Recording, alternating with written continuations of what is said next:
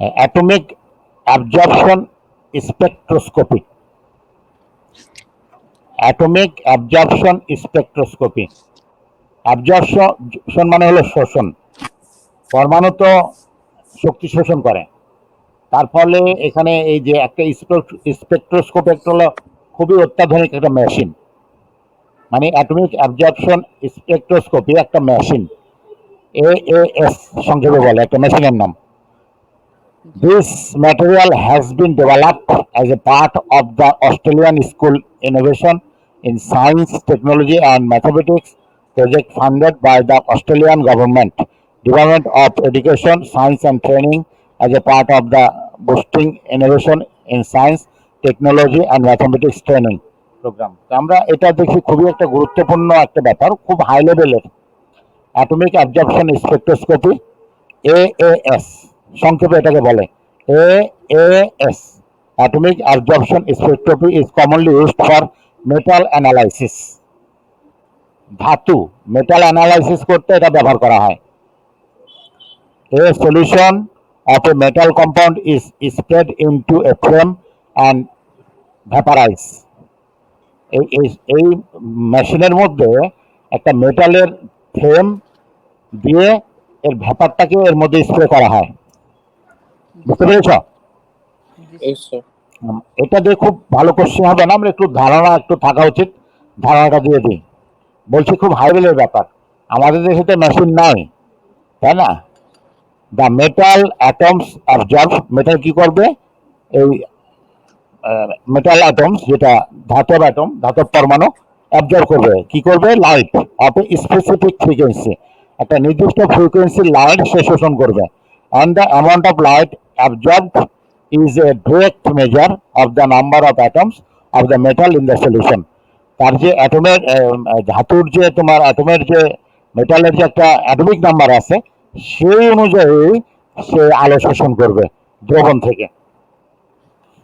আমরা এখানে এই যে একটু দেখতে পাচ্ছি একটা অ্যাটমিক অ্যাবজর্পশন স্পেকট্রোস্কোপি মেশিন, ঠিক আছে?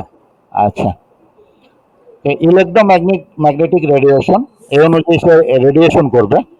propagation direction, since sinusoidally oscillating electric and magnetic fields, এর ফলে এখানে কিন্তু ইলেকট্রিক ফিল্ড এবং ম্যাগনেটিক ফিল্ড দুটো ফিল্ডই তৈরি হয়।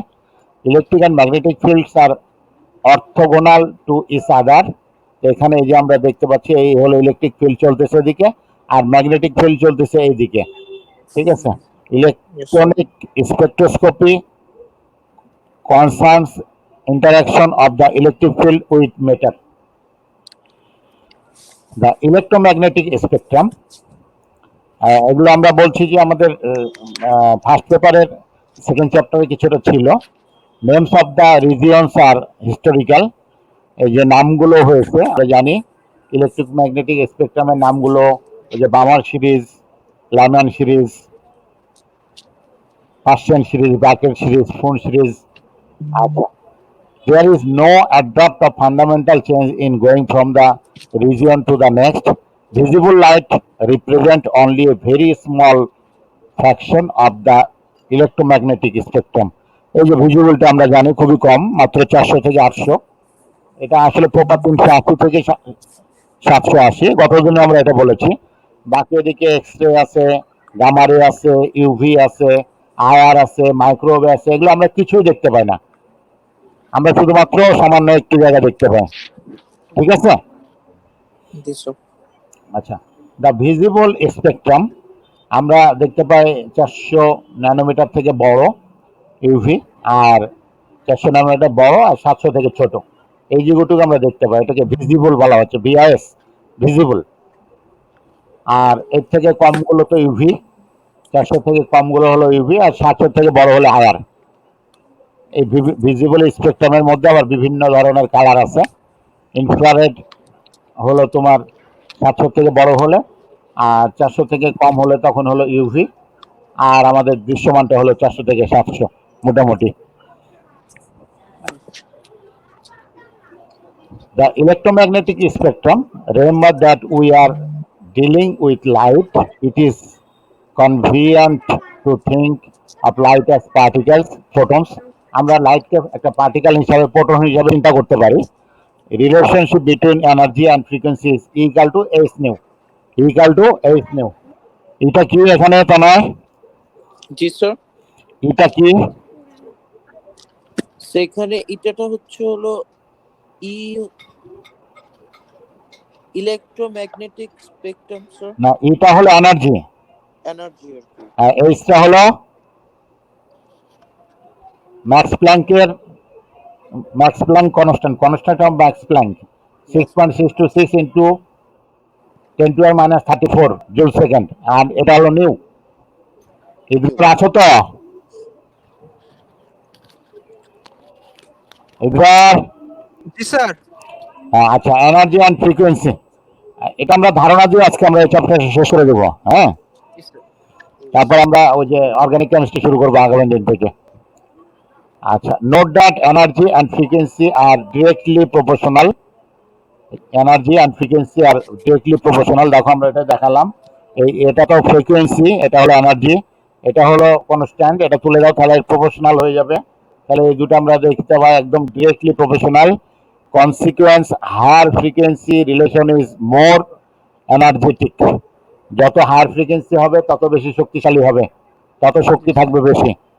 Example, X-ray radiation nu equal to 10⁸ hertz, 4 into 10⁶ kilojoule per mole.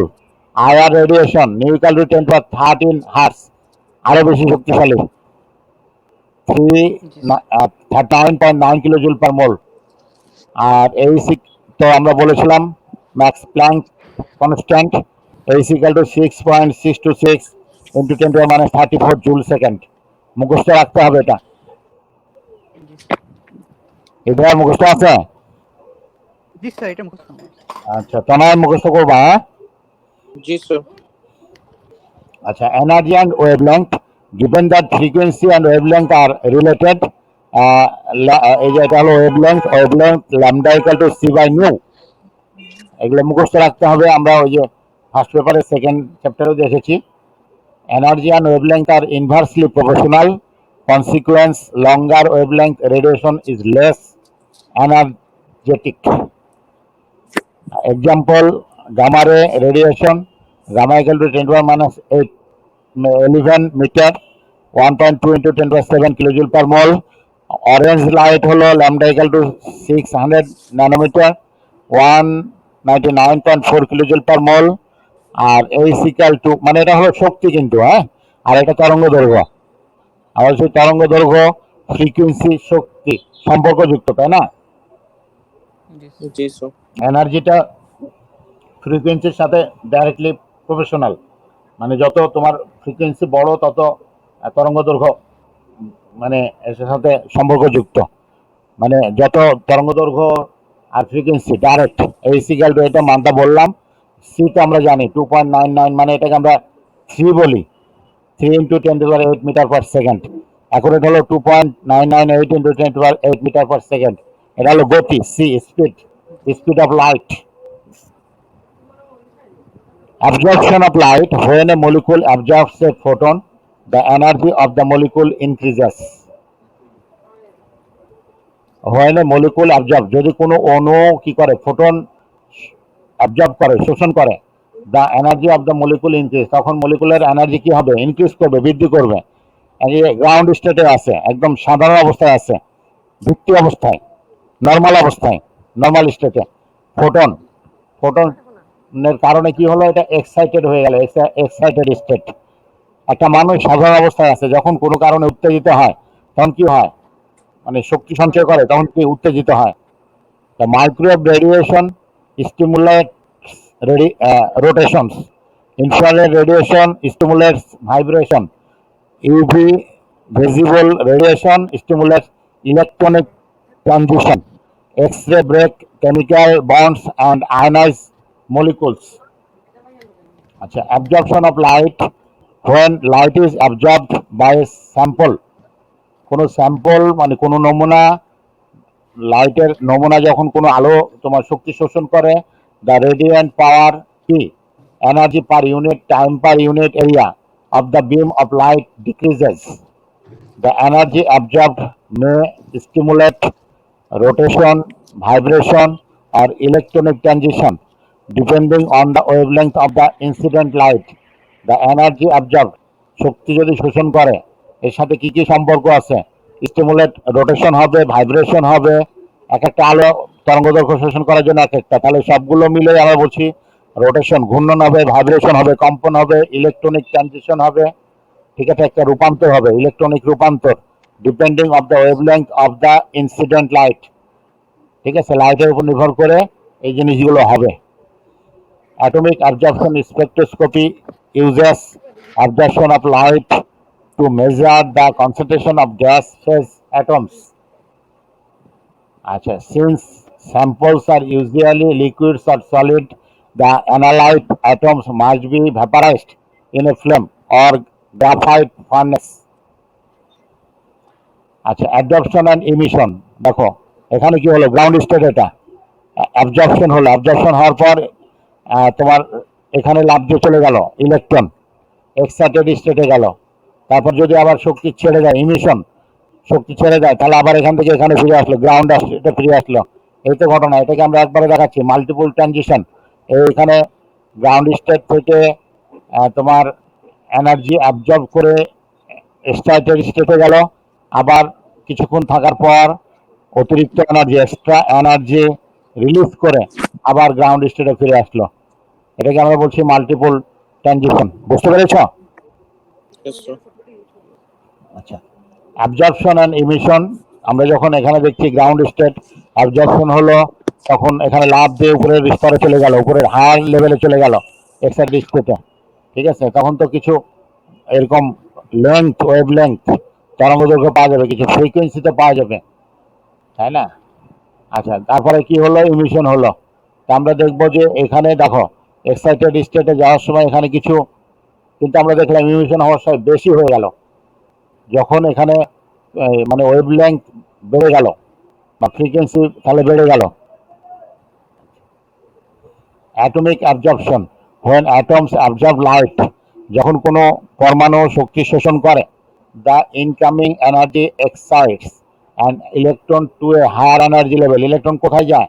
Higher energy লেভেলে চলে যায়, তাই না? শক্তি শোষণ করে।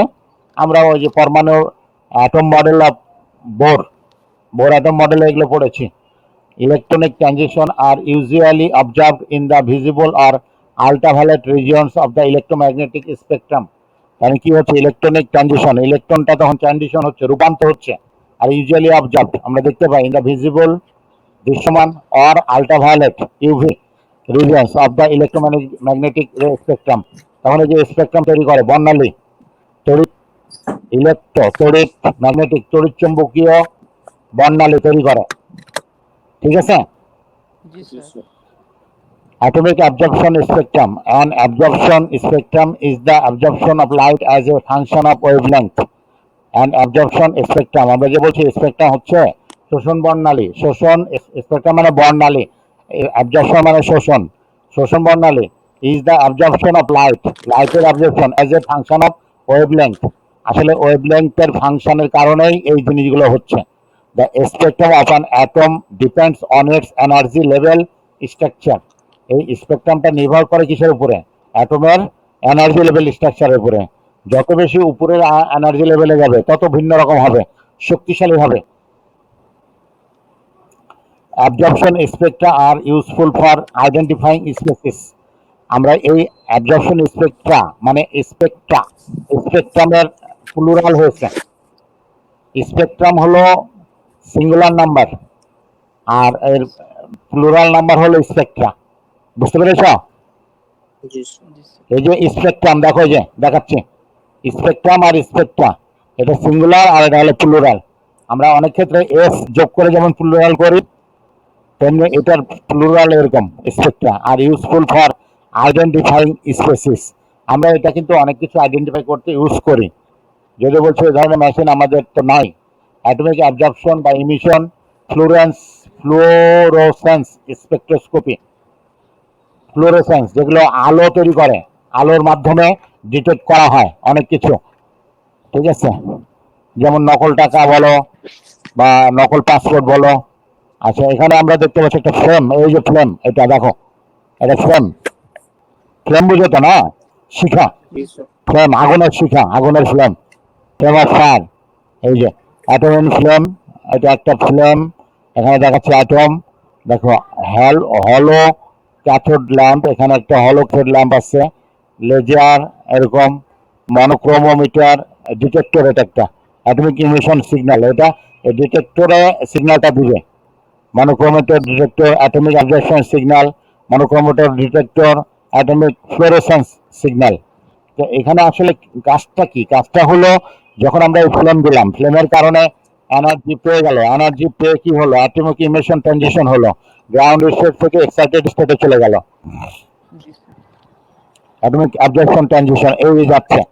পরে আবার এটা কি করবে, অ্যাবজর্পশন, এটা অ্যাবজর্পশন দেখানো হয়েছে, এখান থেকে এদিকে গেল, এইটুকু ইমিশন দেখানো হয়েছে।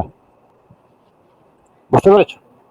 জি স্যার। আচ্ছা, অ্যাটমিক অ্যাবজর্পশন স্পেকট্রোস্কোপি। তা আমরা এখানে কি করলাম, হলো ক্যাথোড ল্যাম্প থেকে আলোটা যাচ্ছে লেন্সের মাধ্যমে, অ্যাটোমাইজড স্যাম্পল, এখানে পরমাণুর মধ্য দিয়ে যে লেন্স দিয়ে, এই হলো মনোক্রোমিটার, এখানে হলো ডিটেক্টর। এটাকে অ্যাম্প্লিফায়ার করা হলো, অ্যাম্প্লিফায়ার মানে বুঝো তো না? জি স্যার। কি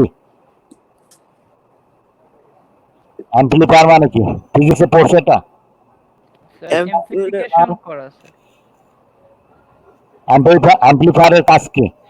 একটা ইলেকট্রনিক্স, যদি এটাকে ইলেকট্রনিক্স আমরা যন্ত্র বলি, মেশিন বলি, এটার কাজ হলো বৃদ্ধি করা, অ্যাম্প্লিফাই। দেখো, আমরা একটা গান গাইলাম, তো গান গাইলে তখন আমরা যখন এটার মধ্যে, এটা টেবির মধ্যে আমরা যেভাবে গাই, ইচ্ছে করলে আমরা বড় করতে পারি, মেশিনের মাধ্যমে এটা অনেক সাউন্ড করা যায়, তাই না? ওইটা হলো অ্যাম্প্লিফায়ার।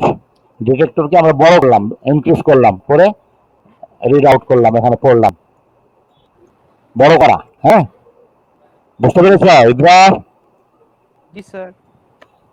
আচ্ছা, atomic absorption spectroscopy, the analyte concentration is determined from the amount of absorption।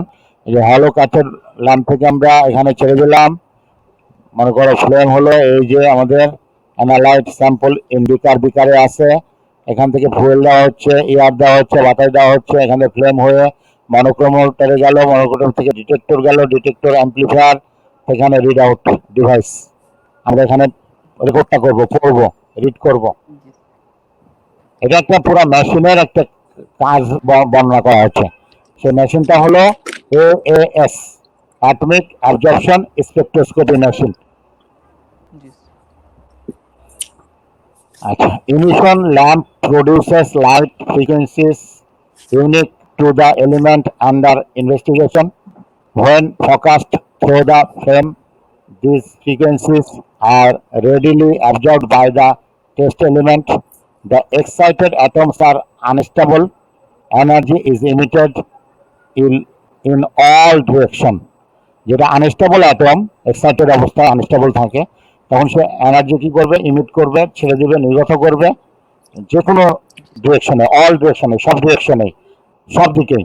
Haynes the intensity of the focused beam that hits the detector plate is diminished. The degree of absorbance indicates the amount of element present. আচ্ছা, it is possible to measure the concentration of an absorbing species in a sample by applying the Beer-Lambert law। তো এই বিয়ার-লাম্বার্ট ল দিয়ে আমরা কি করতে পারি, এই যে অ্যাটমিক অ্যাবজর্পশন স্পেকট্রোস্কোপিতে যে আমরা যে যা কিছু পাইলাম, সেগুলোকে আমরা এখানে এসে তার কনসেন্ট্রেশন বা বিভিন্ন প্রজাতির কনসেন্ট্রেশনগুলো আমরা পরিমাপ করতে পারি। আমরা গতদিন একটু দেখেছিলাম, তখন এটা এবিসি বলেছিলাম। হ্যাঁ, আজকে এবিএস লেখা হয়েছে, অসুবিধা নেই।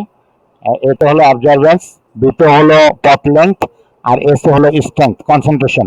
সেদিন সি লেখা হয়েছিল, সিতে concentration equal to minus log of I by I not.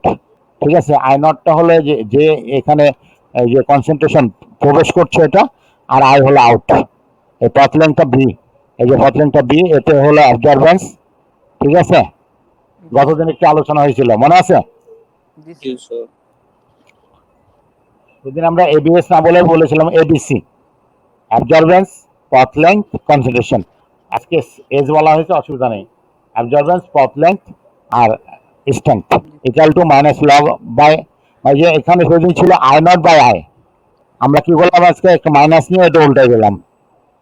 G sir. তাহলে এডিএস কে আমরা এভাবে লিখতে পারি, এটাকে এক্সটেনশন কোএফিসিয়েন্ট বলে, ই ইপসিলন, এটার উচ্চারণ হলো ইপসিলন, ইপসিলন, ইপ, আমরা যে ইপ বলি, ইপ মানে যদি, ওই ইপসিলন, ইপসিলন সিবি, ইপসিলন এটা উচ্চারণ করা হয়, আর এটা হলো আসলে extinction coefficient. Absorbing sample of concentration C, এই কনসেন্ট্রেশনে মনে করে এখানে অ্যাবজর্ব হচ্ছে, ঠিক আছে, বাকিটা তো বের হয়ে যাচ্ছে। আমরা বলতেছি এটা পথ লেন্থের উপরে নির্ভর করবে অবশ্যই, এটা যত বড় হবে এখানে অ্যাবজর্বেন্স বেশি হবে, কনসেন্ট্রেশন যত বেশি হবে তত অ্যাবজর্বেন্স বেশি হবে, গতদিন আমরা একটু ধারণা দিয়েছিলাম। But what if epsilon is unknown?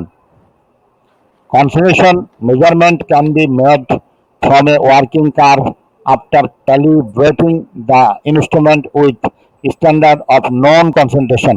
আমরা দেখাচ্ছি এদিকে এই পাশে কনসেন্ট্রেশন আছে মিলিগ্রাম পার মিলিলিটার, এদিকে অ্যাবজর্বেন্স আছে, এই যেভাবে এটা প্রফেশনাল, ঠিক আছে, এটা প্রফেশনাল। জি স্যার।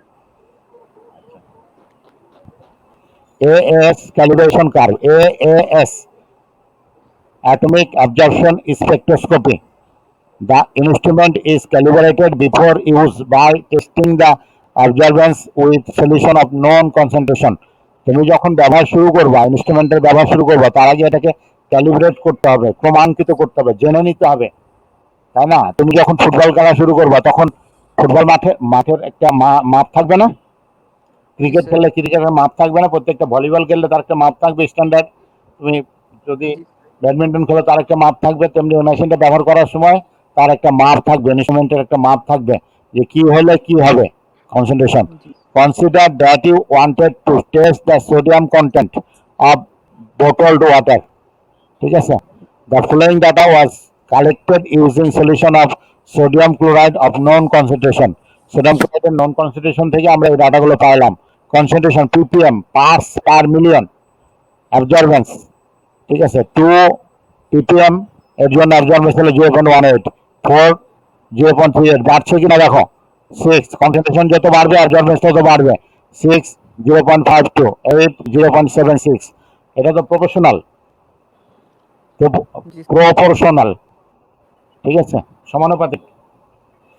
তো ক্যালিব্রেশন কার্ভ ফর সোডিয়াম, তাহলে কনসেন্ট্রেশন ppm, এই যে অ্যাবজর্বেন্স, তাহলে এটা যত আমরা দেখবো যে কনসেন্ট্রেশন বৃদ্ধি পাচ্ছে, ইনক্রিজ করছে, অ্যাবজর্বেন্স তত বাড়ছে, একদম প্রপোর্শনাল, একদম এটা মূল বিন্দুগামী, ঠিক আছে, একটা লিনিয়ার রেখা পাওয়া যাবে, straight line. Use of calibration curve to determine sodium concentration sample absorbance 0.65। তাহলে এখানে আমরা যে দেখতে পাচ্ছি যে একটা কনসেন্ট্রেশন সোডিয়াম 7.3 ppm, 7.3 ppm এই জায়গায়, এটা তো 1 2 4 1 2, এটা 4 6, এই জায়গায় 7.3 আমরা পেলাম, এখানে যে মিলিত হয়েছে মনে করো একটা ইয়ার জন্য। যখন আমরা মনে করলাম কনসেন্ট্রেশন 0.65 এর জন্য অ্যাবজর্বেন্স, আচ্ছা আচ্ছা, আমাদের অ্যাবজর্বেন্সটা কত? আর এটা আমরা নিয়েছি কনসেন্ট্রেশন হলো কনসেন্ট্রেশন হলো 7.3 ppm, তাহলে এই হলো 7.3 ppm, এইদিকে গ্রাফটা আঁকো, লেফটটা, তারপরে এদিকে আঁকো, তাহলে আমরা কি পাচ্ছি 0.6, এটা তো এই জায়গায় 7 আছে, তাহলে 7 এই জায়গায় হলে 0.65, বুঝতে পেরেছ? জি জি স্যার। স্যার। ইধর জি স্যার। গ্রাফটা কি বুঝতে পেরেছ? জি স্যার। আচ্ছা, তাহলে আমরা দেখছি যে কনসেন্ট্রেশন বৃদ্ধি করলে অ্যাবজর্বেন্স বৃদ্ধি পাবে। আচ্ছা, atomic absorption spectroscopy instrumentation, light source, একটা লাইট সোর্স থাকবে, অ্যাটমাইজেশন, ঠিক আছে, অ্যাটমের উত্তেজিতকরণের জন্য একটা যন্ত্র লাগবে, ডিটেকশন মেথড, ডিটেকশন করতে হবে, রিড করতে হবে, এসব যন্ত্রপাতিগুলো থাকবে। লাইট সোর্সেস, হলো ক্যাথোড ল্যাম্পস, এটা হলো লাইট সোর্স, মোস্ট কমন, এটা সবচেয়ে বেশি ব্যবহার হয়। Lasers, more specialized laser Rashmi. Hollow cathode lamp can be used to detect one or several atomic species simultaneously. Lasers, while more sensitive, have the disadvantage that they can detect only one element at a time. Hollow cathode lamps. Hollow cathode lamps are a type of discharge lamp that produce narrow emission from atomic species. They get their name from the cup-shaped cathode, which is made from the elements of interest. जी sir. হলো cathode lamps, দেখো power supply, এখান থেকে power supply যাচ্ছে যেটা আমাদের মানে লাইটের উৎস, light source of light, power supply, ঠিক আছে, এই যে প্লাস মাইনাস ব্যাটারি একটা, অ্যানোড ক্যাথোড, প্লাসটা হলো অ্যানোড, মাইনাসটা হলো ক্যাথোড। আমরা জানি এগুলো, তারপর আরো ভালো করে জানবো যখন ইলেকট্রোকেমিস্ট্রিটা পড়বো, ক্লিয়ার হয়ে যাবে। এখান থেকে উইন্ডো, লাইট আউটপুট, এখানে লাইটটা বের হচ্ছে, এদিক দিয়ে প্রবেশ করছে, এদিক দিয়ে বের হচ্ছে। হলো ক্যাথোড ল্যাম্প যেটা আমরা বলছি লাইটের উৎস, the electric discharge ionizes rear gas, neon or argon usually. Rear gas মানে অভিজাত গ্যাস, নিষ্ক্রিয় গ্যাস, যে গ্যাসগুলো পাওয়া যায় না সেগুলো রিয়ার গ্যাস। নিষ্ক্রিয় গ্যাসগুলোকে আমরা রিয়ার গ্যাস বলি, নিয়ন, আর্গন, এগুলোকে কি করা হচ্ছে, আয়নাইজেস করা হচ্ছে ইলেকট্রিক ডিসচার্জ দিয়ে। Atoms when in turn are accelerated into the cathode and sputter metal atoms into the gas phase. হলো ক্যাথোড ল্যাম্প, আমরা ছবিটাকে দেখাচ্ছি ভালো করে। হলো ক্যাথোড ল্যাম্প, হলো ক্যাথোড, এটা তোমার একজন সায়েন্টিস্টের নাম অনুসারে এটাকে হলো ক্যাথোড বলা হয়। প্লাস এটা হলো অ্যানোড, এটা মাইনাস, এটা হলো ক্যাথোড, এই যে ঠিক আছে, প্লাসটা অ্যানোড আর এইটা হলো ক্যাথোড, মাইনাসটা। ইনসুলেটিং ডিস্ক, হ্যাঁ, ইনসুলেটিং ডিস্ক, এই হলো ডিস্ক, এটা ঘুরতে থাকবে, এটা কোয়ার্টস অর গ্লাস উইন্ডো, এই যে হলো এখানে একটা কোয়ার্টস, খুব স্বচ্ছ একটা ইয়া থাকবে কাঁচের, এটাকে কোয়ার্টস বলা হয়। গ্লাস উইন্ডো, এখানে এসে এখানে এটা ডিটেক্ট হবে। হলো cathode lamps, the gas phase metal atoms collide with other atoms or electrons and are excited to higher energy levels. The excited atoms decay by emitting light. আচ্ছা, the emitted wavelength are characteristics for each atom. আচ্ছা, হলো cathode lamps, এখানে কি হচ্ছে দেখো, এই জায়গা থেকে এটা একটা মেটাল কুলুশন ইনডিউসড এক্সাইটেশন, এটা যখন এখানে গেছে তখন এটা তো এক্সাইটেড স্টেটে আছে, এই জন্য আমরা এই ডটটা দিয়ে দেখাচ্ছি। তাহলে কি করলো, মেটাল ইলেকট্রন অ্যাড হলে তখন এটাতে গেল, ঠিক আছে। বা এই যে মেটাল আর্গন আনস্টেবল একটা অবস্থায়, মেটাল আনস্টেবল অবস্থায় যাচ্ছে, এই এক্সাইটেড অবস্থায় গেলে আনস্টেবল, তখন আমরা এটা স্টার চিহ্ন দিয়ে দেখাচ্ছি।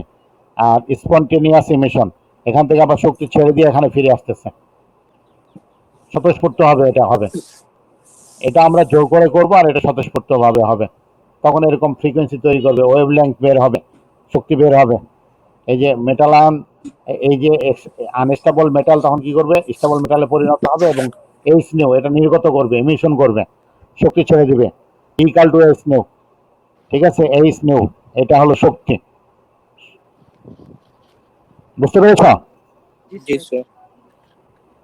আচ্ছা, হলো ক্যাথোড স্পেকট্রাম, হ্যাঁ আচ্ছা, হ্যারিস ফিগার স্টিল হলো ক্যাথোড, এখান থেকে আমরা দেখাচ্ছি বিভিন্ন নিকেলের ক্ষেত্রে এক একটা, আয়রনের ক্ষেত্রে আয়রন, এই যে আয়রন, আয়রন প্লাস নিকেল বা এই আয়রন, এক একজনের ক্ষেত্রে এক এক রকম, এখান থেকে আমরা মানে মেটাল আইডেন্টিফাই করতে পারি আর কি।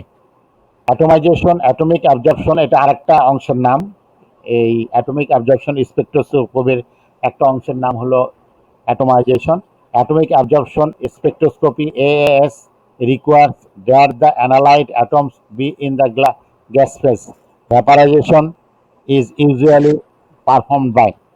Atomization করলে কি হবে, তখন ফ্লেমস ব্যবহার করব বা ফার্নেসেস ব্যবহার করব বা প্লাজমাস ব্যবহার করব, এগুলো ব্যবহার করে আমরা অ্যাটোমাইজেশন করব, অর্থাৎ অ্যাটমকে এক্সাইটেড করব। বুঝতে পেরেছ? সেটাও একটা যন্ত্রের মাধ্যমে করা হবে, সেই যন্ত্রটার নাম হলো অ্যাটোমাইজেশন মেশিন। ফ্লেম অ্যাটোমাইজেশন আমরা যদি ফ্লেম দিয়ে করি, flame AAS atomic absorption spectroscopy can only analyse solution. তখন আমরা এটা সলিউশনে করব, সলিউশন বিশ্লেষণের মাধ্যমে আমরা এটা হবে। A slot type burner is used to increase the absorption path length, recall Beer Lambert law. আচ্ছা, solution are aspirated with the gas flow into a nebulizing mixing chamber to form small droplets prior to entering the flame. Flame atomization, এই যে আমরা বলছি এখানে flame, এই জায়গাটা এটা হলো flame, burner heat head, burner এটা বার্নারের হেড, এখান থেকে ফ্লেম তৈরি হচ্ছে বার্নারের কারণে। স্প্রে চেম্বার, এখানে স্প্রে করা হচ্ছে, এদিক দিয়ে ফুয়েল দেওয়া হচ্ছে, অক্সিডেন্ট এখানে জারক পদার্থ আছে, স্যাম্পল যাচ্ছে, এখানে অক্সিডেন্ট দেওয়া হয়েছে। নেবুলাইজার টু ড্রেন, এদিক দিয়ে বের করে ফেলে দেওয়া হবে। গ্লাস বিড, এটাকে গ্লাস বিড বলা হচ্ছে, বাফলিস। এই হলো ফ্লেম অ্যাটোমাইজেশন একটা মেশিন, ঠিক আছে।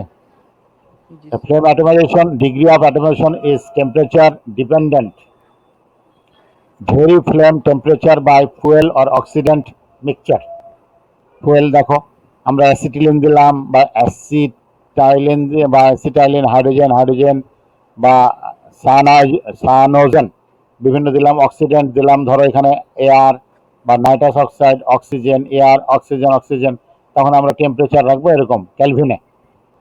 আচ্ছা, ফার্নেস যদি আমরা ইউজ করি, improve sensitive over flame sources, এটা তোমার ফ্লেমের চাইতেও বেশি সেন্সিটিভ ফার্নেস ব্যবহার করলে। Hence less sample is required, অল্প স্যাম্পল লাগে। Generally the sample temperature range as flames more difficult to use, ব্যবহার করা আরও কঠিন, ফ্লেমের থেকে ফার্নেস ব্যবহার করা কঠিন। But with operator skill at the atomization step more precise, আরও নিখুঁত হবে এটা। Measurements can be obtained. এই হলো ফার্নেস, এটা আমরা বর্ণনা দিচ্ছি না, এত দরকার নাই, ঠিক আছে। ইন্ডাকটিভ কাপলড প্লাজমাস, এটা আমরা বর্ণনা দিব না, দরকার নাই। আচ্ছা, ডিটেকশন, এরপরে গেল ডিটেকশন, বের হয়ে যাচ্ছে। আমরা ইনপুট করলাম, ওই ফ্লেমটাই পড়লাম, বাকি দুটার পড়লাম না। জাস্ট বলছি যে এখান থেকে কোশ্চেন ওভাবে হয় না, এমসিকিউ তো একটা আসতে পারে, সেটা তো মুখস্থ করবা, কিন্তু হাই লেভেলের ব্যাপার। মেশিন তো আমরা আমাদের দেশে খুবই কম, বুঝতে পারতেছো করোনা ভাইরাস হওয়ার পরে যে কি এইটা শর্ট ওটা শর্ট, সবই শর্ট, সিম্পল ওষুধগুলো পাওয়া যায় না। আচ্ছা, photo multi player tube, PMT. আচ্ছা, এখানে আমরা ফটো ফটো ইলেকট্রন ডাইনোডস, আচ্ছা, সেকেন্ডারি ইলেকট্রনস, এখানে আছে রেডিয়েশন, এই যে এইচ নিউ রেডিয়েশন হচ্ছে, যেটা বের হয়ে মানে শক্তি নির্গত করে ফিরে আসে যখন, সেটাই এইচ নিউ। এনার্জি দেওয়া হচ্ছে ইকুয়াল টু এইচ নিউ, মানে কি আমরা এনার্জি যে পরিমাণ দিলাম উত্তেজিত হলো, পরে আবার এইচ নিউ ফিরে আসার সময় ত্যাগ করলো, ওই equal to h nu. Photo massive cathode, high voltage, এখানে অনেক হাই ভোল্টেজ আছে, current to voltage amplifier, anode এই জায়গাটা। আর এই ফটো মাল্টিপ্লেয়ার টিউবস কি, আচ্ছা আমাদের এগুলো আর দরকার নাই, আমরা আরেকটা ছোট বিষয়ে কিছু আলোচনা করি আজকে। জি স্যার।